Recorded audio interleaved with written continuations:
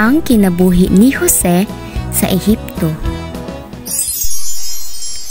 Gidala si Jose sa Ehipto pagkatapos siya gibaligya sa iyang mga igsuon.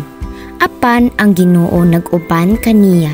Gipalit siya ni Potifar, usa ka opisyal ug kapitan sa mga gwardya ni Paraon, gikan sa mga negosyanteng Ismailita nga usa ka sulugoon. Gihigugma pag-ayo sa Ginoo si Jose ug nahimo siyang malampuson sa tanan niyang gibuhat. Nakita ni Potifar nga nag-uban kang Jose ang Ginoo ug gikahimut-an niya ini. Sukad ni adto, gipanalanginan sa Ginoo ang panimalay ni Potifar tungod kang Jose. Gipiyal ni Potifar kang Jose ang tanan nga diha sa iyang balay ug sa iyang kaumahan. Nahimong maayo si Jose sa tanan nga gipiyal kaniya. Si Jose maayog barug ug gwapo nga pagkatawo ug wala dagting dugay. Ang asawa ni Potifar giabot ug kaibog kang Jose. Usa ka adlaw sa walay tawo, gintintal sa asawa ni Potifar si Jose nga makidulog kaniya. Dili, gisaligan ako sa akong agalon. Dili ako makaako paghimo sa ingon kadautang buhat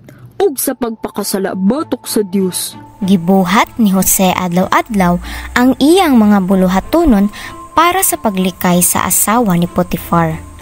Pero padayon gihapon siya sa pagtintal ug si Jose padayon man sa paglikay sa pagpakasala sa Ginoo ug pagluib kang Potifar. Apan, usa ka adlaw ni ana nahiatol nga walay laing tawo sa balay. Si Jose lang ug ang asawa ni Potifar. Gitintal naman siya og balik. Nagbalibot si Jose ug nagdalagang palayo kaniya ug gikunitan sa asawa ni Potifar ang sapot ni Jose. Nidagan si Jose palayo sa balay ug gitawag sa asawa ni Potifar ang iyang mga sulugoon ug nagsinggit. Tan-awan ninyo kini. Gusto ako pahimusan ni Jose. Apan misinggit ako ug midalagan siya ug nabiyaan niya kining iyang kupo. Sa dihang nakauli na si Potifar, gipakita sa iyang asawa ang bisti ni Jose ug gisultihan ug tinutumo niyang istorya.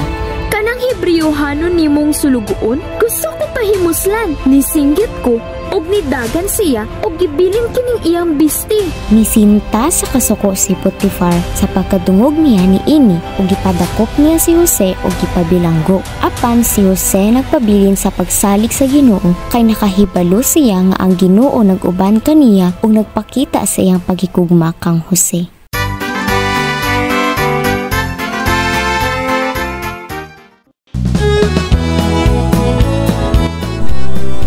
Si Jose ug ang mga piniriso.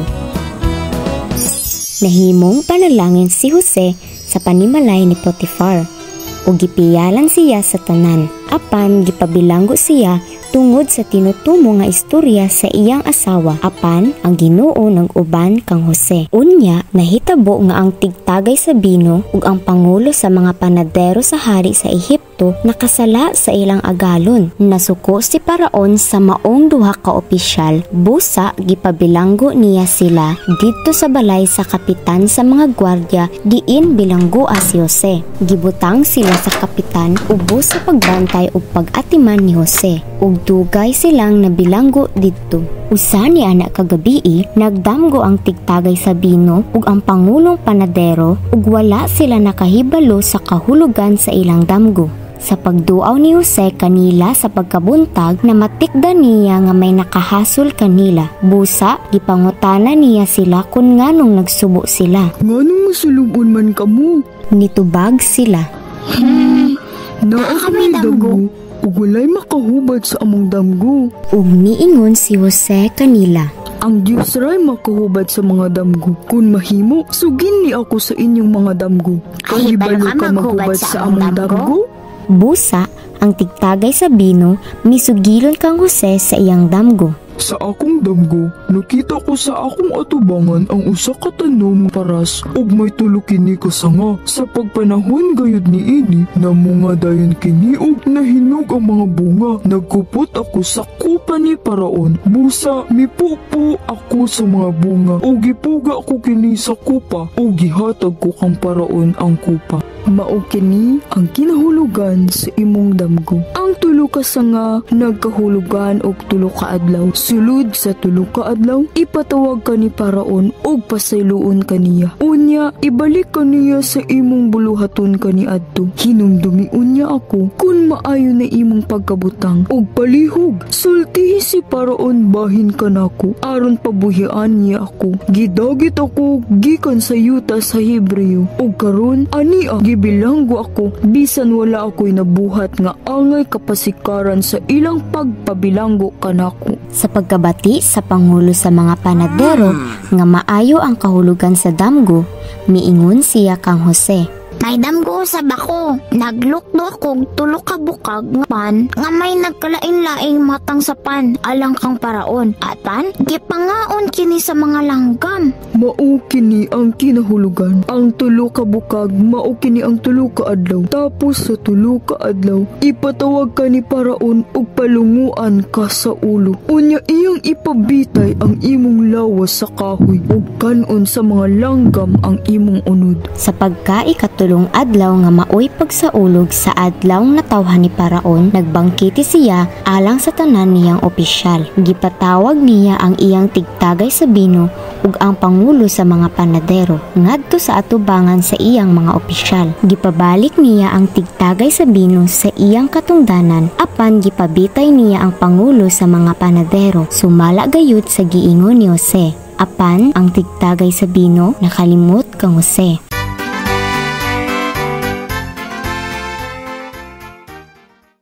Gisaysay ni Jose ang kahulugan sa damgo ni Paraon. Sa dihang si Jose naapa sa prisuhan, gisaysay niya ang damgo sa tigtagay og bino ug ang pangulo sa panadero ug natuman gayud ini. Ang tigtagay og bino nahibalik sa iyang pwesto samtang ang pangulo sa panadero gibitay ug namatay. Pero ang tigtagay og bino nakalimot kang Jose. Sa paglabay sa 2 ka tuig, nagpabilin si Jose sa prisuhan. Usa ka gabii, nagdamgo si Paraon. Nagtindog siya sa daplin sa suba sa Nilo. May 7 ka tambok nga baka nga mitunga gikan sa suba ug nagsibsib kini og mga sagbot. Unya, may laing 7 ka baka nga laksot ug niwang kaayo nga misunod pagtunga sa suba ug mitupad pagtindog sa nahiunang mga baka didto sa daplin sa suba. Ug unya, gikaon sa niwang nga mga baka ang 7 nga pulos tambok ug nahimata si Paraon. Unya, natulog sa usab si Paraon ug nagdamgo gihapon siya. Sa iyang damgo, nakita niya ang usa ka tanom nga mais nga may 7 sa puso nga himsog ug husto na gayong sanggion. Unya, mitungha ang laing 7 ka daot nga mga puso nga nanguyos tungod sa mainit nga hangin sa kamingawan ug gilamoy nila ang 7 ka puso nga himsog ug busok. Sa pagkabuntag nahasol siya. Busa, gipatawag niya ang tanang salamangkero ug mga tawong maalamon sa Ehipto. Gisugilo niya kanila ang iyang mga damgo, apan walay usa kanila nga makatug-an kaniya sa kahulugan niini. Ug unya ang tigtagay sa bino miingon kang Paraon. Paraon, sa diyang dito ako sa bilangguan, may usa ka Hebreo nga nagtug-an sa kahulugan sa akong damgo ug ang tanan natuman gayud. Busa, gipatawag ni Paraon si Jose ug gikuha dayon siya gikan sa bilangguan. Human siya makapamarbas ug makaili sa iyang bisti, niatubang siya kang Paraon. May damgo ako ug walay makasaysay sa kahulugan niini. Gisuginlan ako nga makahubad kag damgo. Dili ako ang Dios maoy mohatag kang Paraon sa tukma gayud nga tubag. Gitug-an ni Paraon ang iyang damgo kang Jose. Nagdamgo ako nga nagbarug ako sa daplin sa suba sa Nilo. Unya, may 7 ka tambok nga baka nga mitungha sa suba ug nagsibsib sa mga sagbot sa daplin sa suba. Unya, may laing 7 ka baka nga niwang kaayo ug laksot nga mitungha usab sa suba ug gipangaon sa niwang nga mga baka ang mga tambok nga baka ug bisag nahurot na nila kaon ang 7 ka tambok nga baka, walay makaila nga sila may nakaon kay daot man gihapon silag mga hitsura. ug nagdamgo na usab ako. Nakita ko ang usa ka lindog nga mais nga 7 ka puso nga kuyos. Gilamoy sa kuyos nga mga puso ang maayong mga puso. Gisuginan ko niini ang mga salamangkiro, apan walay usa kanila nga makasaysay sa kahulugan niini. Si Jose miingon, Ang duha mo kadamgo, usaray kahulugan. Gipadayag sa Dios kanimo ang iyang buhaton. Ang 7 ka tambok nga baka ug 7 ka busok nga pusong mais nagkahulugan og 7 ka tuig. Mahitabo ang 7 ka tuig nga hilabihan ka abunda ang abot sa mga kaumahan sa tibuok Ehipto. Ang 7 ka niwa nga baka ug ang 7 ka pusong mais nga kuyos mao ang mosunod nga 7 ka tuig. Mubanos ang 7 sab ka tuig nga hilabihang kagutom nga maoy muguba sa tibuok nasod. Busa paraon pagpilig tawo nga masinabuton ug maalamon ug himua siyang tinugyanan mo sa tibuok Ehipto. Pagtudlo usab og mga opisyal sa tibuok nasod aron mangulita sa ikalimang bahin sa abot sa kaumahan sulod sa 7 ka tuig. nakauyon si Paraon ug ang iyang mga opisyal sa maong laraw. Asa man kita makakitaglaing tao nga sama kang Jose nga nagbaton sa Espiritu sa Dios. Unya, gihuso ni Paraon ang iyang singsing nga ititimre, gisulob niya kini sa tudlo ni Jose. Gitagaan si Jose og gahom isip ikaduha sa pinakagamhanan nga tawo sa tibuok kingharian. Gipasulob si Jose sa bisting lino nga pino ug gikwentasan og bulawan. Gipagamit kaniya ang ikaduhang karwahe nga harianon.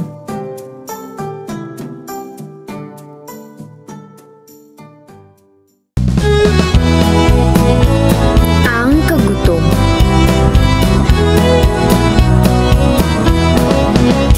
Gigamit sa Ginoo ang mga damgo ni Paraon para makagawas si Jose sa prisuhan. Gisaysay ni Jose ang kahulugan sa damgo ni Paraon paagi sa kaalam sa Dios. Iyang gitambagan si Paraon nga magpilig tawo nga masinabuton ug maalamon ug himuon siyang tinugyanan sa tibuok Ehipto ug mangulikta sa ikalimang bahin sa abot sa kaumahan sa sulod sa 7 ka tuig. Nakauyon si Paraon ug ang iyang mga opisyal sa maong laraw ug miingon si Paraon kanila, Asa man kita makakitaglaing tao nga sama kang Jose nga nagbaton sa Espiritu sa Dios. Busa, miingon si Paraon kang Jose, Sanglit gipadayag man sa Dios kanimo kining tanan. Walay tao nga labaw kanimong salabutan o mas maalam pa kay kanimo. Himuon ko ikaw ang gobernador sa akong nasod ug ang tanan kong katawhan mutuman sa imong sugo. Ako ray labaw kanimo kay hari man ako.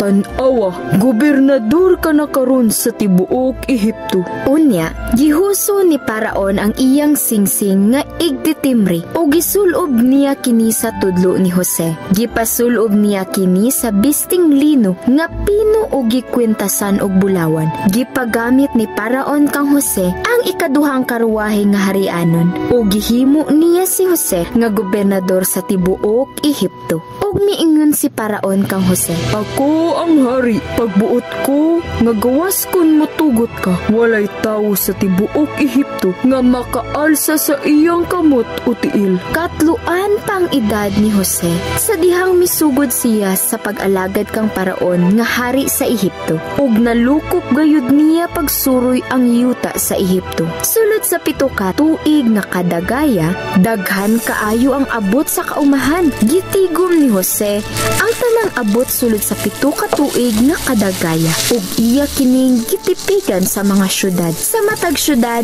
gitigom ang mga abot sa kaumahan nga naglibot niini ug labihan kadaghan ang iyang natigom nga daw mga balas sa baybayon. Tungod sa kadaghan niini, wala na lamang kini taksa kay dili naman kini maato pagtakos. Sa wala pa moabot ang gutom, may duha na kaanak si Jose ug si Asenat nga iyang asawa. Gipangalan niya Manases ang una niyang anak kay nag-ingon si Jose, Nagbuot ang Dios nga ako malimot sa akong mga pag-antos ug sa tibuok panimalay sa akong amahan. Gipanganlan niya Ephraim ang ikaduha niyang anak. Kay gihatagan ako sa Dios ug mga anak, din hiniining yutaa diin nagkalisod-lisod ako. Human sa 7 ka tuig nga kadagaya sa tibuok Ehipto, mibanos ang 7 ka tuig nga gutom. Sumala gayud sa giingon ni Jose. May gutom sa tanang nasud gawas sa Ehipto. Sa dihang giabot na sa gutom ang tibuok Ehipto, nangayog pagkaon ang katawhan kang paraon o giingnan ni paraon ang tanang Ehiptohanon. Pangadto kamo kang Jose, ug sunda ang iyang isulti kaninyo. Unya, sa dihang mikaylap ug migrabe na ang gutom sa tibuok Ehipto, gipangablihan ni Jose ang mga tipiganan sa pagkaon ug gipamaligya kini ngadto sa mga Ehiptohanon. Nangadto sa Ehipto ang katawhan sa ubang kanasuran aron mamalit og pagkaon kang Jose, kay grabe naman ang gutom sa tibuok kalibutan.